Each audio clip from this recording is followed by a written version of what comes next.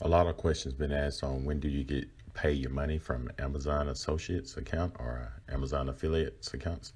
I started my account in February 2018, and 3 months later I got an email, which is say May the 1st, saying that my money is going to be deposited. So it takes 3 months after you open the account. So mine was open February, and we skipped March, April, and May. I got my first check. Then June, I get my check for March, and so on. But here's the email that you receive.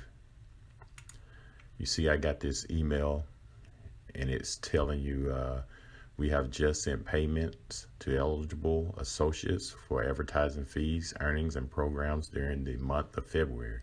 And like I said, that came today or May the 1st. And it goes on and tells you how you can check your payment history and so on. So this is the email I got, and I hope this helped, and subscribe to my channel. Thank you.